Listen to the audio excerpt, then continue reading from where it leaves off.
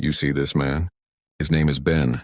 Every morning he's the first one in, last one out, mopping floors, emptying bins, invisible to the hustle and bustle of the corporate world around him. To the ambitious employees of Innovate Corp, he's just the cleaner. But Ben has a secret. He isn't just a cleaner. He's Benjamin Carter, the billionaire founder and CEO of the entire company. After his father's passing, Ben inherited the empire. But he'd heard whispers, rumors of toxic culture, of good people being overlooked and bad behavior being rewarded. He couldn't see the truth from his penthouse office. So he decided to get a ground-level view, literally. He traded his tailored suit for a janitor's uniform and went undercover. For weeks, he observed. He saw Sarah from marketing, a brilliant mind constantly having her ideas stolen by her overbearing manager, Mark. He saw David in accounting working late every night, struggling to support his family, yet always greeting Ben with a kind smile. He also saw Mark, the manager, who treated Ben like dirt, spilling coffee on the floor and demanding he clean it up with a snap of his fingers.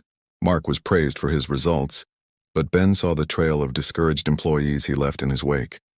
The most surprising person, however, was an intern named Chloe. She was quiet, often staying late. One evening, Ben saw her crying at her desk. He cautiously approached and asked if she was okay. Chloe, thinking he was just the kind cleaner, poured her heart out.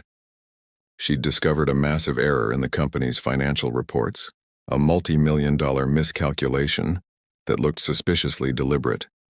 She had reported it to her direct supervisor, Mark. He told her to forget what she saw, threatening her internship if she spoke a word to anyone else. She was terrified. Ben's blood ran cold. This was bigger than a toxic manager. This was potential corporate fraud. He just told her, courage isn't the absence of fear. It's doing the right thing even when you're terrified. The next morning, a company-wide emergency meeting was called.